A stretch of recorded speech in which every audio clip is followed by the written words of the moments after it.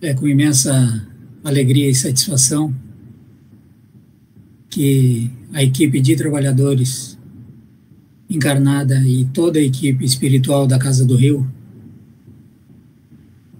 saúda e recebe a todos vocês em mais este nosso encontro virtual, mas onde a energia de todos nós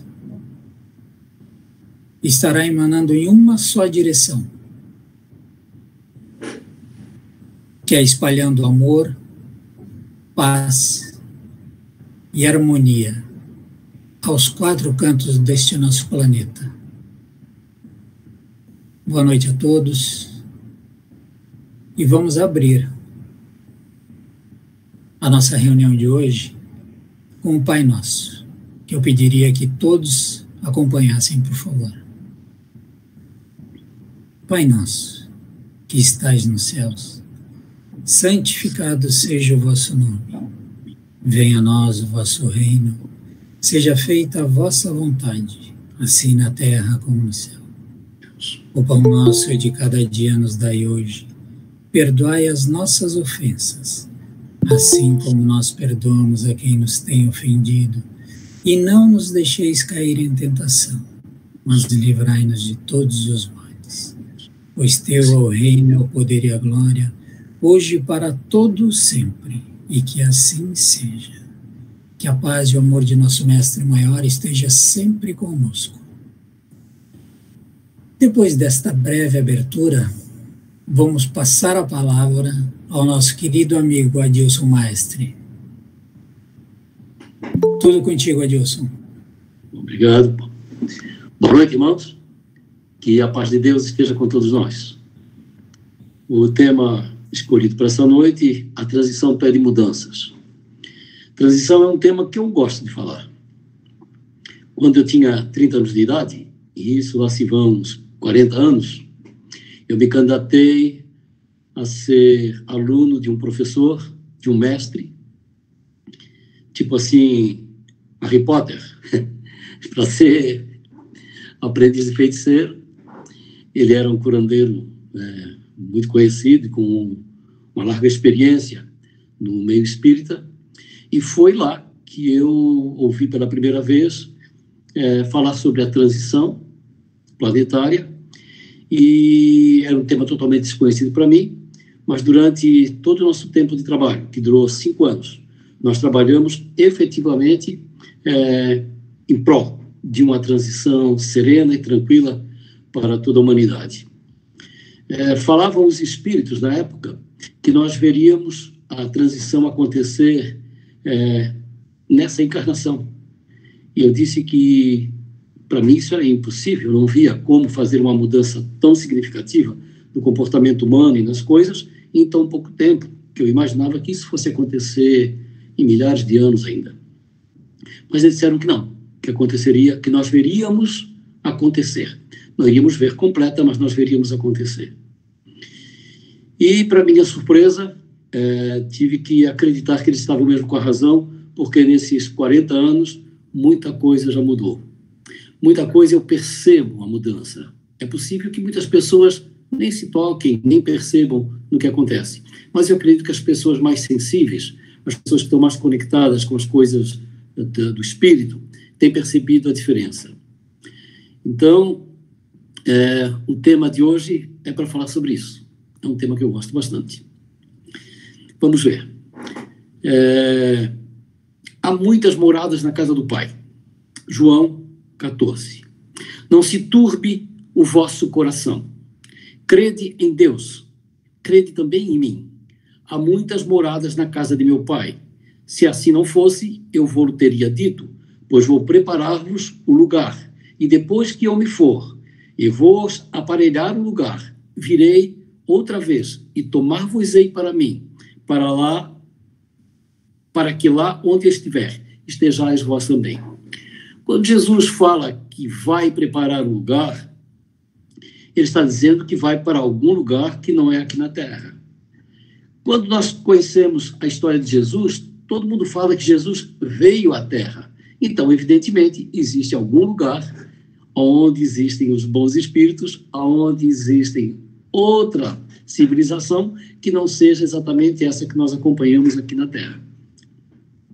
Allan Kardec nos fala, no Evangelho segundo o Espiritismo, que, embora não possamos fazer uma classificação absoluta dos diversos mundos, podemos, pelo menos, considerando o seu estado e o seu destino, com base nos seus aspectos mais destacados, dividi-los assim, de um modo geral. Mundos primitivos, onde se verificam as primeiras encarnações da alma humana, mundos de expiação e de provas, em que o mal predomina, mundos regeneradores, onde as almas que ainda têm o que expiar adquirem novas forças, repousando das fadigas da luta, mundos felizes, onde o bem supera o mal, e mundos celestes e divinos, que são as moradas dos espíritos purificados, onde o bem reina sem mistura. A Terra pertence à categoria dos mundos de expiações e de provas, e é por isso que nela estamos expostos a tantas misérias. No outro tópico, Kardec diz: no seu ponto de partida, o homem só tem instintos, o hominídeo, mais avançado e corrompido, geneticamente modificado. Quando ele diz corrompido, ele não está dizendo que o homem se tornou mau, mas sim que foi modificado. O homem descende de um protótipo que já existia, que era o macaco. Isso diz a lei de Darwin. E o macaco existe há 35 milhões de anos na Terra. O homem, como nós conhecemos, existe há 35 mil anos. Aliás, 25 milhões o macaco. O homem há 35 mil anos. Para que o homem pudesse encarnar e usar esse corpo que foi adaptado, obviamente que temos que admitir que houve modificações genéticas que permitiram ao homem assumir um corpo que tivesse a capacidade para poder realizar o trabalho dele na Terra. Então, depois de avançado, tem sensações, mais instruído e purificado, tem sentimentos, e o amor é o requinte do sentimento. Ou seja, no tempo que nós estamos vivendo, nós, como seres humanos, temos o amor como ferramenta para trabalhar, para crescer aqui na Terra. Já conhecemos o amor e não nos guiamos mais por instintos. Então, estamos na época em que estamos nos tornando mais instruídos e purificados, com sentimentos e amando. Portanto, estamos dando mais um salto evolutivo. Não podemos deixar de considerar que nunca estivemos sós, que estamos sendo monitorados por um grupo de espíritos que comanda o processo evolutivo na Terra. Essa evolução da Terra, essa evolução dos seres humanos na Terra, é um tema que já foi abordado por muitos escritores e até cineastas. O filme 2001, Odisseia no Espaço, acho que todo mundo viu. Eu tinha uns 18 anos quando vi esse filme e fiquei extasiado com aquela forma como o autor tinha apresentado a mutação do homem, né, do macaco para o homem moderno, e ele apresentava, ao final do filme, uma possibilidade ou uma premonição de que nós mudaríamos para uma forma diferente da qual nós somos agora. Ou seja, que nós daríamos um salto de qualidade, um salto existencial, de mudança de padrões. Assim como fizemos do macaco para o homem, nós passaríamos desse homem que nós conhecemos para um homem superior. Aquilo, para mim, aos 18 anos, me deixou extasiado no cinema, e eu nunca esqueci. De forma que, quando comecei a estudar, lá pelos 30 anos, sobre a transição, eu entendi o que isso queria dizer. Como nós poderíamos passar desse homem que nós somos para uma forma muito melhor. Então, nós precisamos entender o seguinte: a Terra dá volta em torno do Sol e o Sol gira em torno de Alcione. A cada 26 mil anos, onde ocorrem 4 estações de 6.500 anos e 12 períodos de 2.166 anos, que são as eras e as casas do zodíaco como nós conhecemos. Portanto, nós vivemos em ciclos, girando em torno do Sol, o Sol girando em torno de Alcione, e Alcione, com toda certeza, não é uma estrela fixa dentro do espaço, ela gira também em volta de outra estrela maior, e assim, dessa maneira, nós viajamos pelo espaço. E estamos a todo tempo modificando a nossa maneira de ser em função de várias coisas, inclusive pelas energias que recaem sobre nós, da conjugação astral que existe em volta do planeta Terra, que vai modificando o ar, vai modificando a energia à nossa volta e vai trazendo, assim, mais luz, mais informação, e nós vamos crescendo e vamos nos transformando. Os sinais estão aí, à vista. Basta querer ver.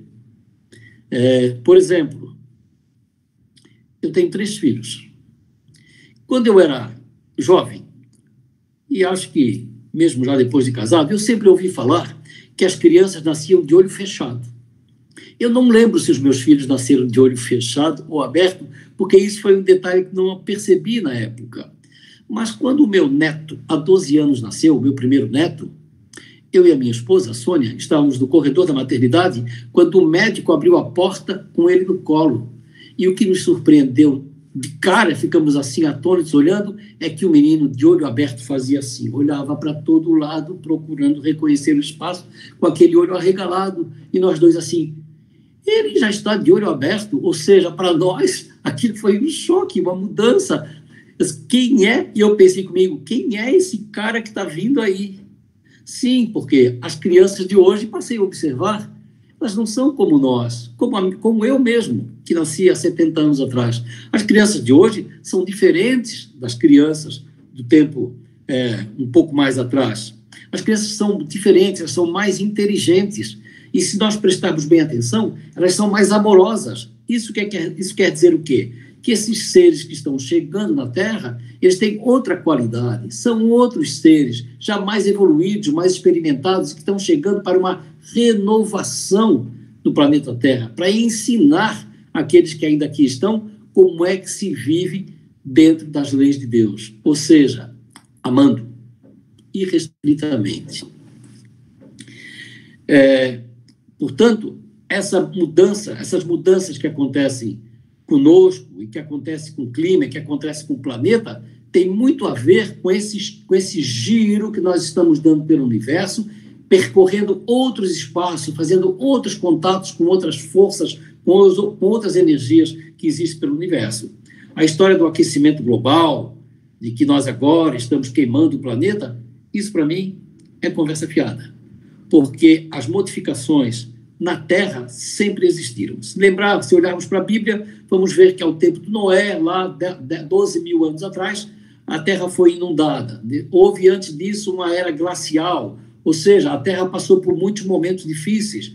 O Sol não é sempre igual. O Sol tem épocas que lança mais chamas mais à distância, que tem um movimento interno dele que esfria e que aquece, e isso faz com que a Terra receba essas diferenças de calor e tenha sobre a superfície da Terra também temperaturas e climas completamente diferentes. Ou seja, toda essa mudança que existe à nossa volta climática, ela é repercussão do movimento que a Terra faz, e não por causa das atitudes humanas. Imagina se nós iríamos mudar as condições do planeta.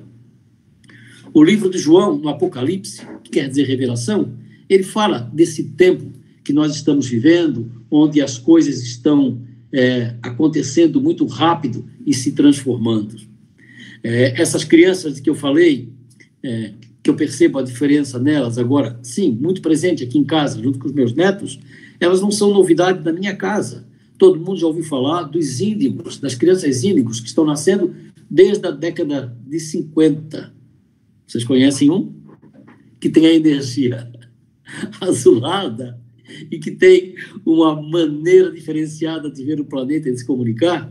Pois então, os índigos e os cristais e outras levas de espíritos continuam chegando na Terra e vão fazer essa transição acontecer, quer nós queiramos ou não, porque isso é um processo que vem acontecendo, que é comandado pela espiritualidade, que está muito acima de nós e que faz o carro andar, né?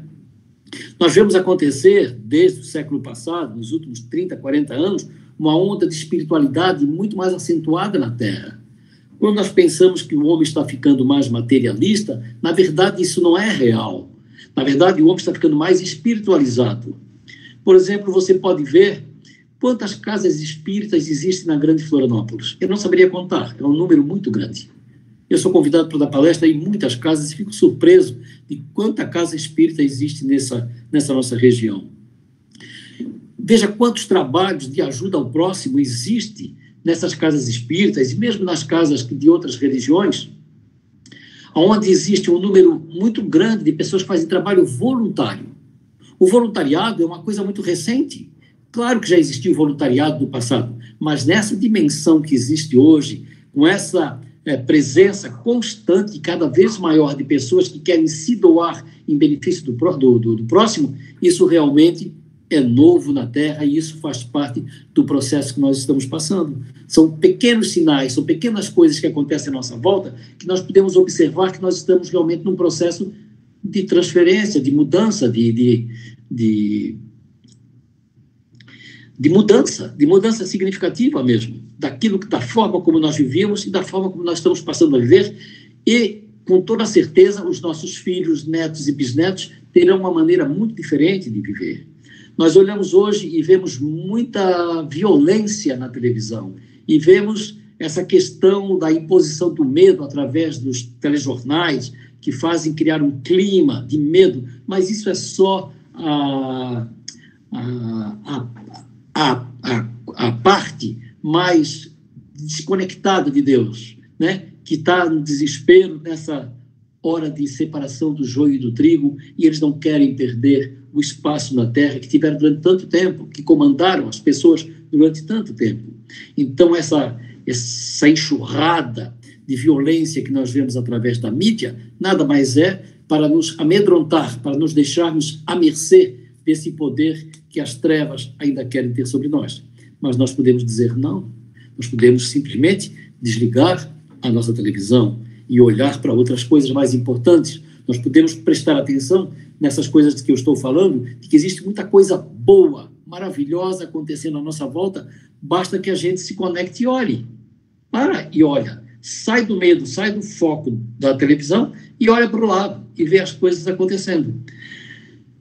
Se você pensar no que acontecia com a humanidade há 1000 anos atrás, você vai ver que era uma carnificina generalizada.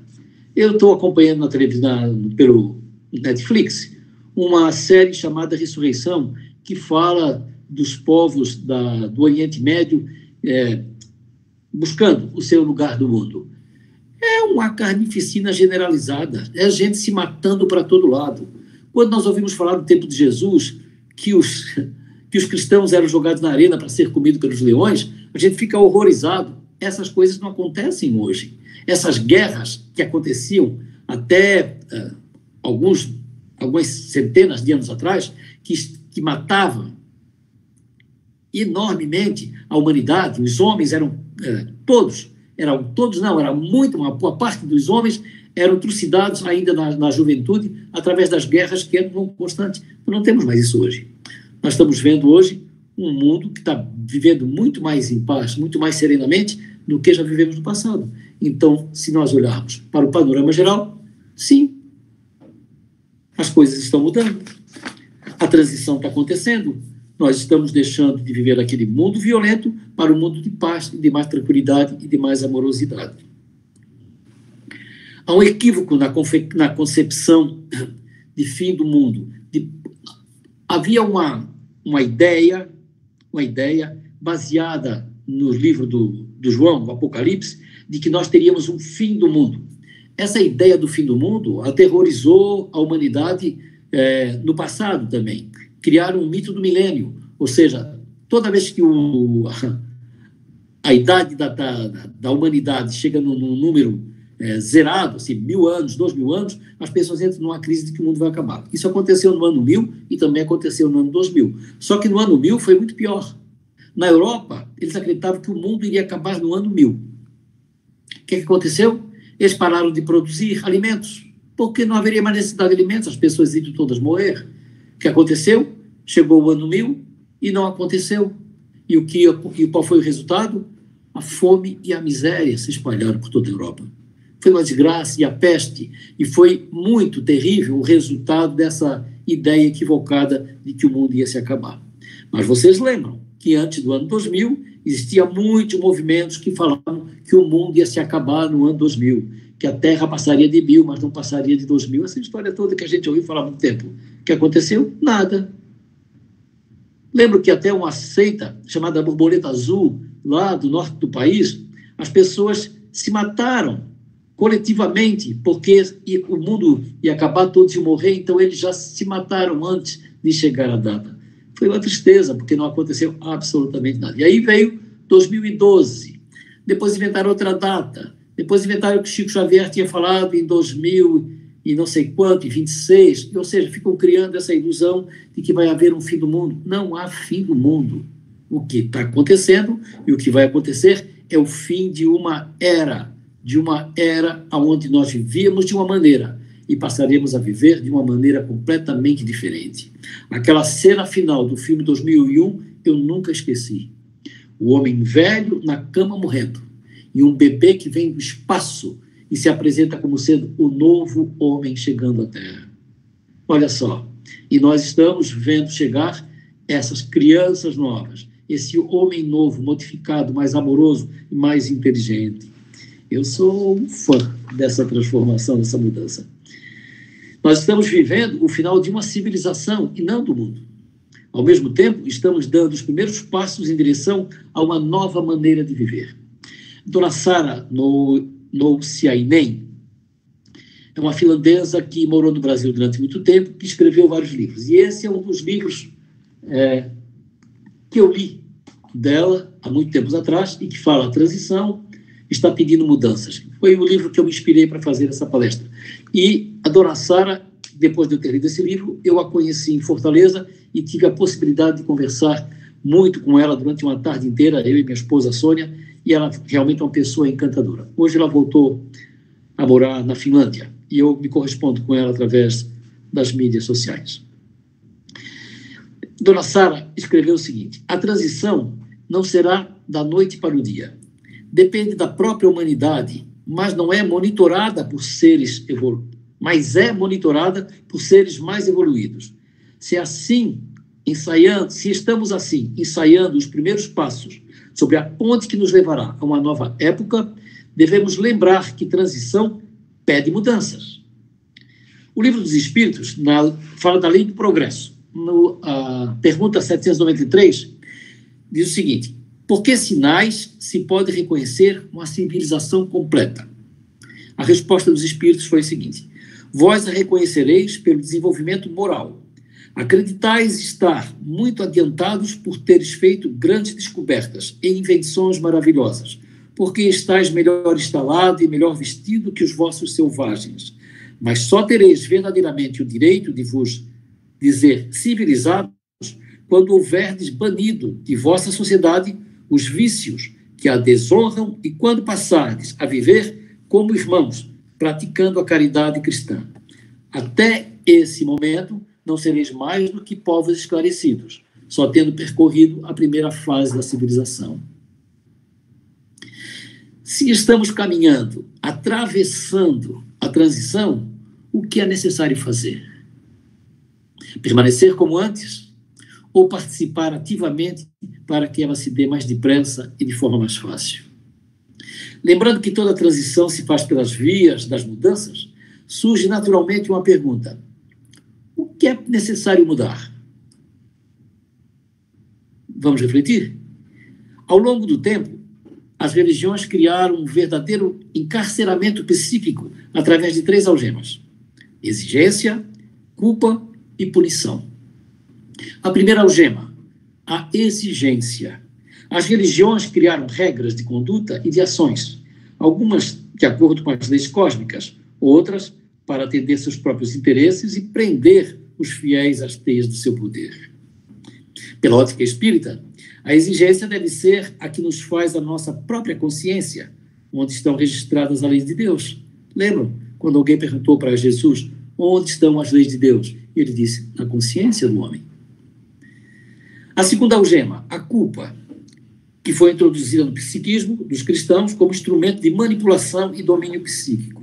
É natural que um fiel, sentindo-se culpado perante Deus ou diante da igreja, entendida por ele como representante legal da divindade, torne-se elemento frágil e suscetível às mais diversas manipulações.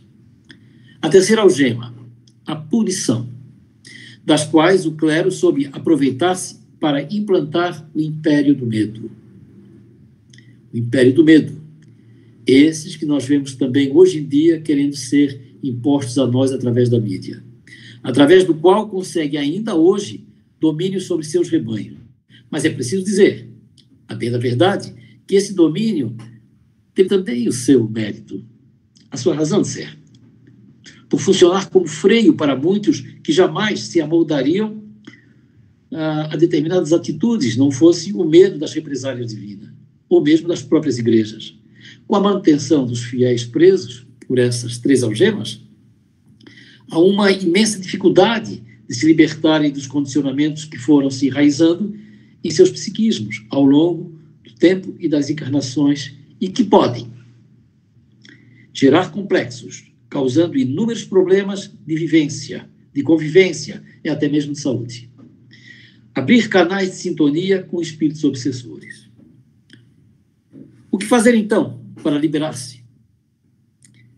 Desenvolver senso crítico, mudar alguns enfoques e buscar o crescimento interior. Primeiro, desenvolver senso crítico. Para desenvolver senso crítico, é necessário, em primeiro lugar, desocupar-se de qualquer tipo de fanatismo, abandonando as atitudes grupais pelas quais todos seguem, sem questionar aqueles a quem você considera seus formadores de opinião. Esse é o primeiro e importante passo para desenvolver o senso crítico. Quem são os formadores de opinião? Os nossos ídolos, os nossos mestres, as pessoas que têm postos de comando dentro da mídia, que dão opiniões a todo instante sobre tudo e que nós escutamos. Então, quando nós escutamos toda essa manipulação, essa forma que é apresentada para nós do que é a vida, de como que é viver, do que tem que fazer, do que nós temos, como temos que proceder, em quem votar e fazer tudo isso, nós precisamos prestar atenção e pensar conosco mesmo. Isso me faz bem? Isso abre portas para mim? Nós precisamos perguntar a nós, aliás, sempre que nos deparamos com algo novo, sempre que nos deparamos com alguma novidade, sempre que nos deparamos com algum ensinamento, quer seja de um rabino, quer seja de quem for, nós precisamos prestar atenção e ver se há consonância com aquilo que há dentro de nós. Isso faz bem para mim? Isso abre portas para mim? Isso me leva a algum lugar? Para onde isso me leva? Se nós não fazemos esse questionamento, nós seguimos como gado. Nós seguimos como rebanho que alguém comanda e que alguém diz como tem que ser. Nós podemos, a humanidade, eu vejo isso a toda hora, quando olho para o lado, muitas hordas de pessoas que vivem repetindo bordões que são criados por seus ídolos, quer sejam artistas, quer sejam políticos, quer sejam pastores, ficam repetindo aquilo que os outros dizem que é verdade e nunca consultam se aquilo realmente está dentro do seu coração, se aquilo a pessoa sente como sendo verdadeiro.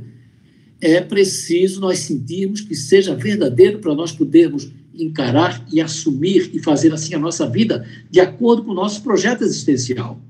Nós temos arbítrio para realizar a vida como nós quisermos. Isso é uma bênção, isso é uma dádiva divina. Nós não precisamos seguir aquilo que os outros dizem que tem que ser. Nós precisamos saber se isso me faz bem, se isso tem a ver com o meu projeto existencial. Cada um de nós tem um projeto, cada um de nós vive a sua vida, cada um de nós tem a ver com aquilo que veio buscar, vive de acordo com aquilo que veio buscar como aprendizado na Terra. Então, precisamos sempre prestar atenção e perguntar: isso me faz bem? Abre portas para mim? Aonde isso me leva? Precisamos, então, mudar alguns enfoques. Termos como expiação, karma expiatório, culpa e resignação refletem ideias pesadas, condicionantes, gerando medo e complexos. Se estamos no limiar de um novo tempo, vemos oportuno mudar os enfoques. Por exemplo, mudar a expressão expiação para reajuste.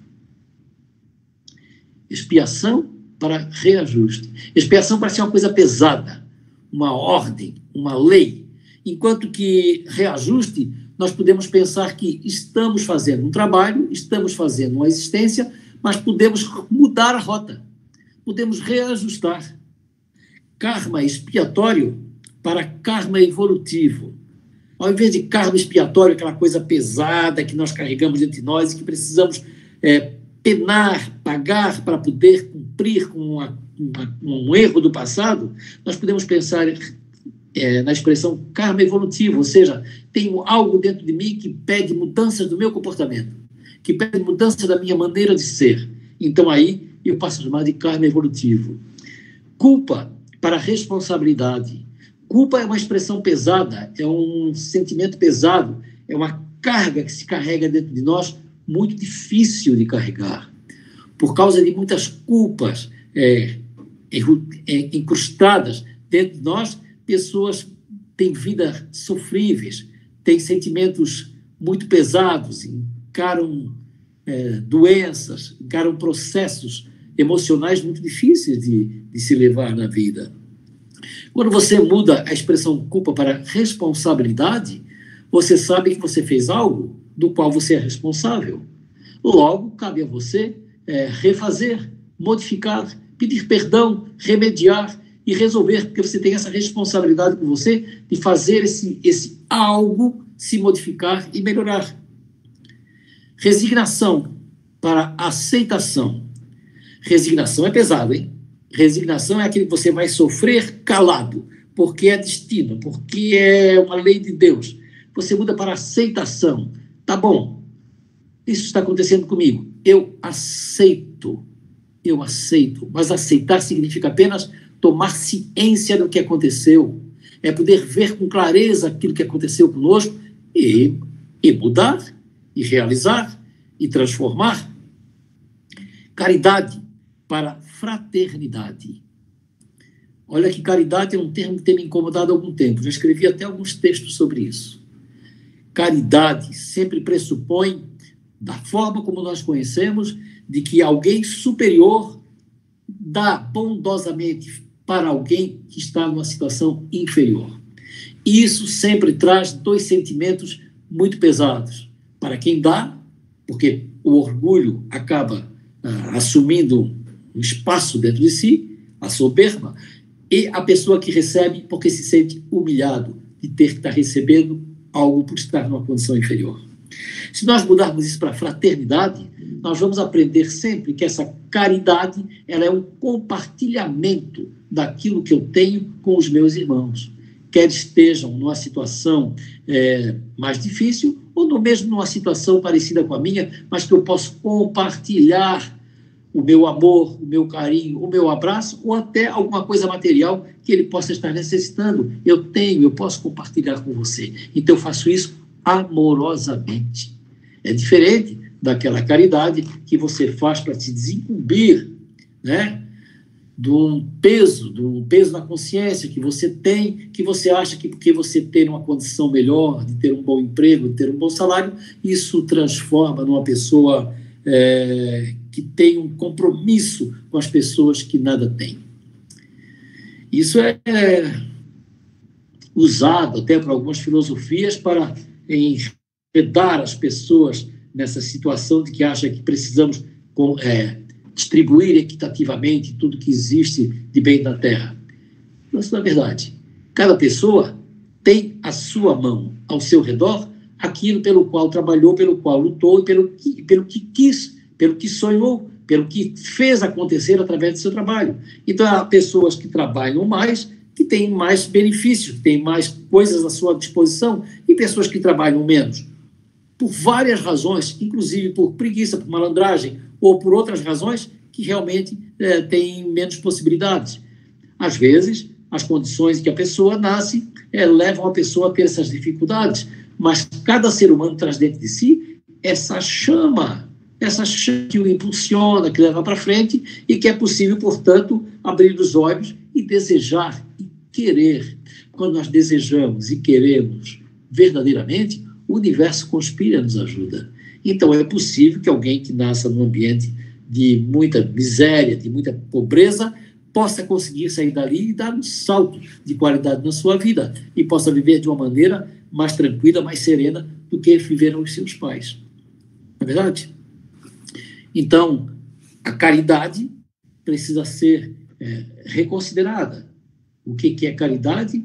Se nós podemos transformar essa expressão que parece um pouco pesada para fraternidade.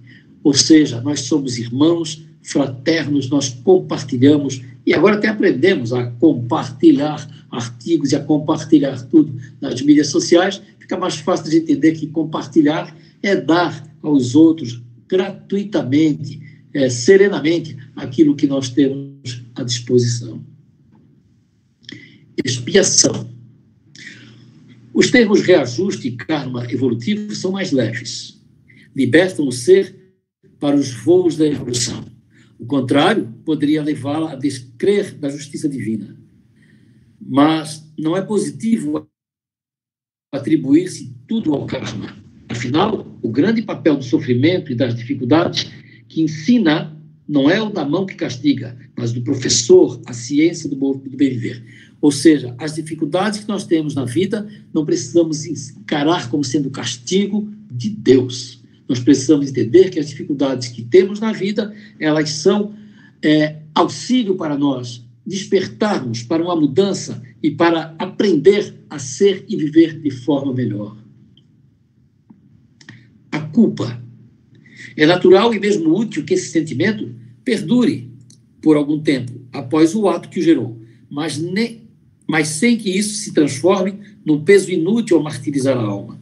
Da mesma forma, não cabe ao ser humano sentir-se culpado perante Deus, mas sim perante a própria consciência e também diante de quem vitimou, porque Deus não se ofende, Deus não se magoa, nem se aborrece com nossos erros. As suas leis existem, não para nos cercear ou violentar, mas para nos orientar à evolução. É sempre bom entender que nós precisamos amar a Deus. Eu ouvi durante muito tempo a expressão temente a Deus. Você é temente a Deus, eu sou temente a Deus. Mas por que temer a Deus? Se Deus não é um monstro, Deus não é um carrasco que nos botou aqui na terra e nos cobra coisas. Não, Deus nos criou amorosamente para viver pelo exercício do amor. Então, tudo que vem de Deus é essa energia maravilhosa que Jesus chamou de amor. Sim, Deus é amor. O amor é Deus. Quando pensamos em Deus, pensamos em amor. Jamais em castigo, em culpa, em sofrimento, em cobrança. Deus não cobra, nos deu o livre-arbítrio para fazermos a nossa experiência do jeito que nós quisermos, para que nós possamos aprender com a nossa própria experiência, com acertos e com erros.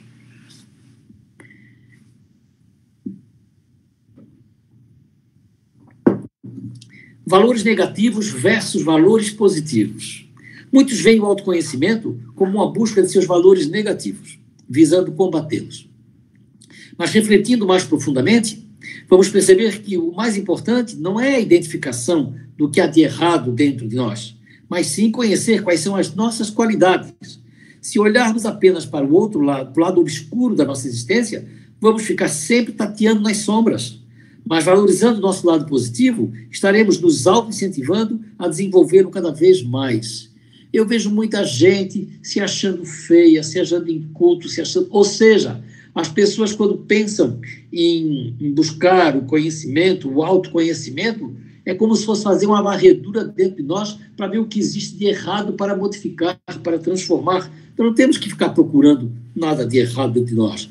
Temos que procurar valorizar o que nós temos de bom. Porque o que nós temos de bom, sendo valorizado, sendo fortalecido, vai nos fortalecer como um todo, vai nos fazer verificar o que nós podemos ter de equívoco e fazer melhor, e nos tornar seres humanos melhor.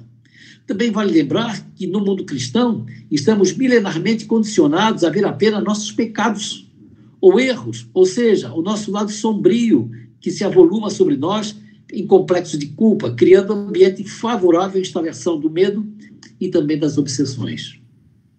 Se ficamos olhando só para o nosso lado escuro, estaremos fadados a andar tateando em nossa própria sombra. Trocar resignação por aceitação. A palavra resignação passa por uma ideia negativa de alguém carregando sua cruz. Já a palavra aceitação, eu já falei antes, né? É mais leve, possibilitando desenvolver esperança e contentamento. Valores fundamentais para quem deseja vencer. Bom, nós temos muito ainda o que pensar a respeito do que seja essa transformação pela qual estamos passando. Essa transição tem muitas coisas acontecendo no planeta que nós precisamos estar atentos, olhar para o lado e pensar em que canoa eu embarco, né? Já que estamos numa transição onde o joio e o trigo estão ali se mostrando, para poder acontecer a varredura, nós precisamos saber como vamos nos situar, como vamos vibrar, para saber se nós vibramos como joio ou como trigo. Se nós observarmos hoje, nós estamos vivendo uma pandemia. E é um bom momento para observar essa questão da separação do joio e do trigo. Nós vemos as pessoas no mundo inteiro amedrontadas, porque a mídia continua jogando isso freneticamente em cima da pessoa, o terror, diariamente. Quem está conectado nisso está entrando num processo difícil, que pode gerar até depressão. Mas se nós nos desligarmos disso e passarmos a observar o que está acontecendo e nos protegermos para não ser atingido por esse vírus, nós podemos observar como as pessoas estão reagindo em relação a um acontecimento que é mundial. As pessoas estão olhando isso com serenidade, com tranquilidade, se protegendo, se cuidando, ou estão entrando num processo de loucura, de achar que dá força ao vírus, vai atingir alguém, vai machucar alguém, porque esse vírus pode ser usado politicamente, pode ser usado economicamente, pode ser usado para muitas coisas, e pode ser usado também para nos abrir a cabeça, para olhar e ver o tipo de gente que nos circula, o tipo de gente que nos circunda, e o tipo de gente que está no comando dos processos do nosso país e do mundo. Então, nós estamos vendo algumas criaturas mostrando a cara. Nós estamos vendo muitas máscaras caindo e as pessoas mostrando quem realmente são. Não é? Então, é um momento bem interessante para nós observarmos essa diferença do joio e do trigo. É só ficar atento e olhar, vendo o que está acontecendo.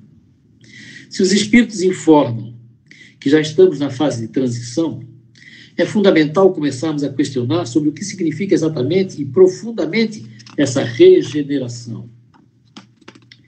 Será apenas no sentido moral, espiritual, ou seja, a tão propalada reforma moral, aquela troca de valores negativos por positivos? E aí se percebe a necessidade de mudança ou de ampliação do enfoque reforma íntima. Você já ouviu falar muito de reforma íntima? No Espiritismo é muito comum se ouvir essa expressão, reforma íntima. Precisamos mudar isso para crescimento interior, que é bem mais abrangente, porque crescimento é para toda a vida. Reforma é algo que tem começo, meio e fim. Reformou, está modificado. Reformou o que é? Pegar uma coisa que está estragada e consertar e fazer ela ficar nova. Mas o crescimento e a evolução que nós estamos querendo não é de reformar algo que tem de errado em nós. Até porque nós não temos nada de errado. Nós temos equívocos na nossa maneira de ser, mas nós somos filhos de Deus, criados pela luz de Deus, a sua imagem e semelhança, ou seja, nós em espírito somos perfeitos, não temos que reformar nada, temos apenas que ampliar a nossa consciência da nossa filiação divina e aprender a amar. É para isso que nós estamos na Terra. Então, os ensinamentos de Jesus, com todas essas mudanças nos enfoques, tomam outra cor.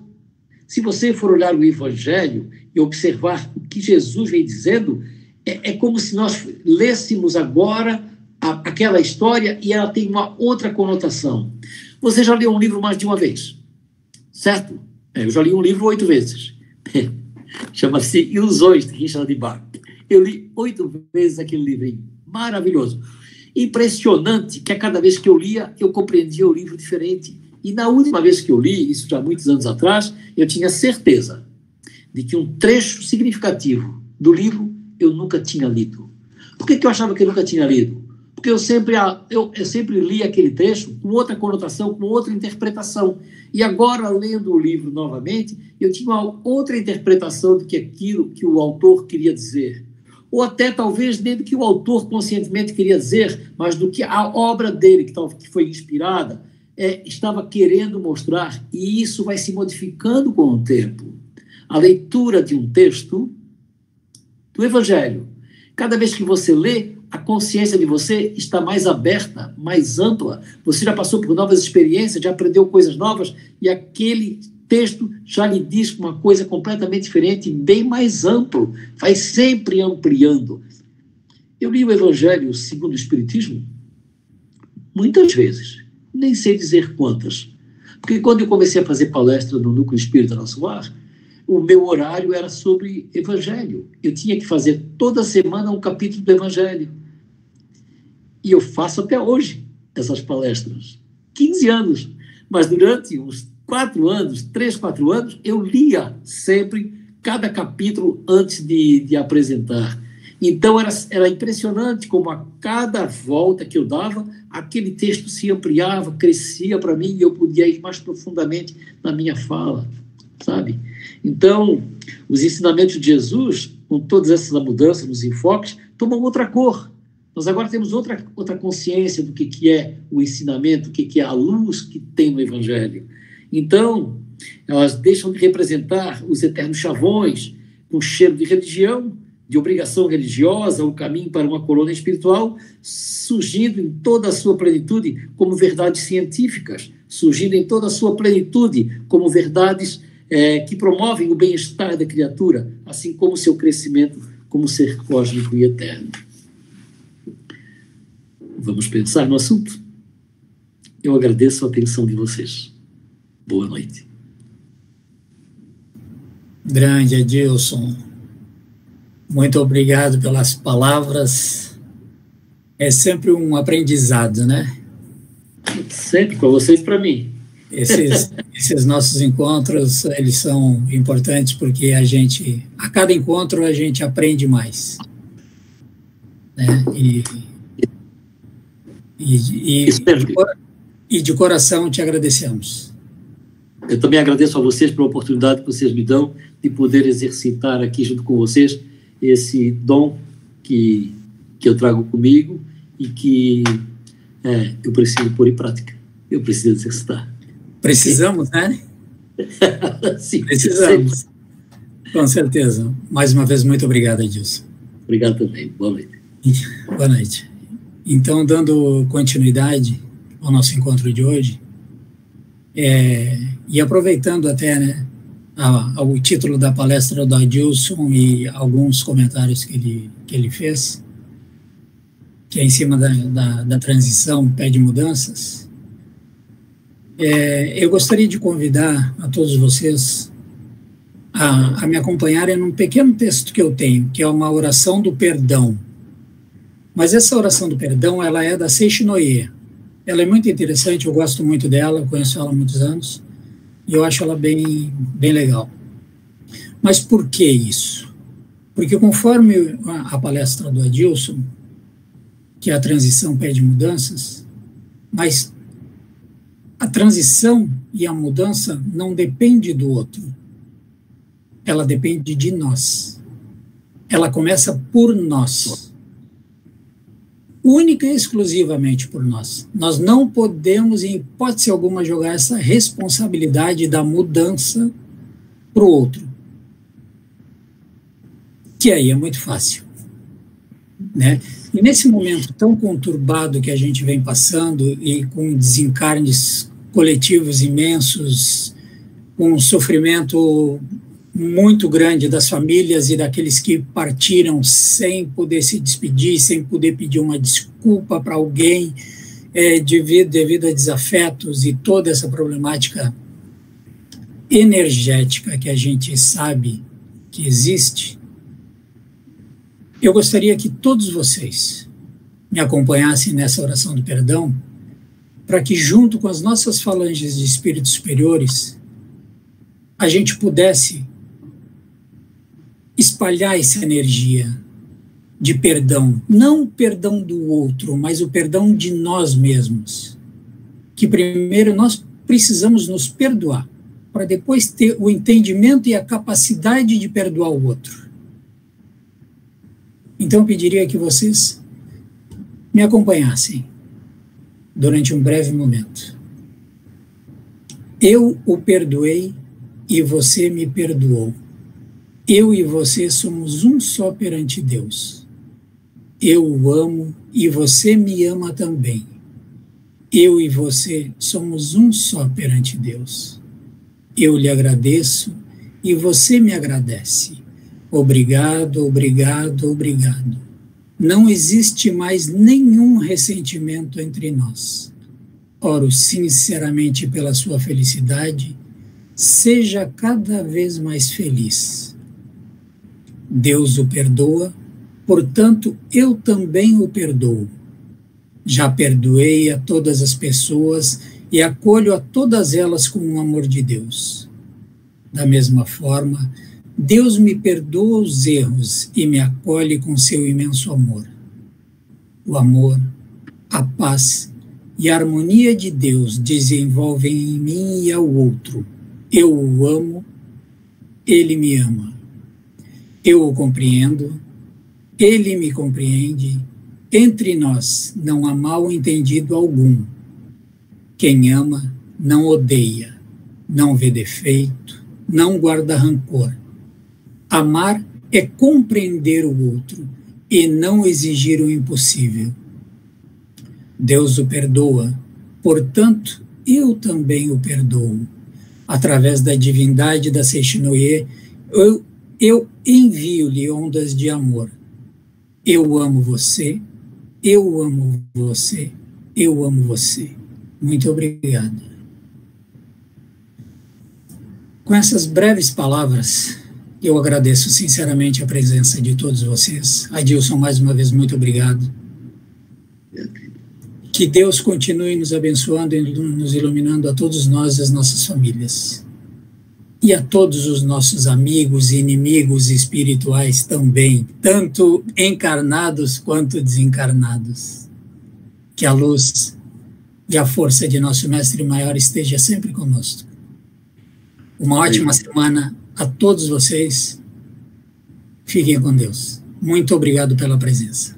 Boa noite a todos.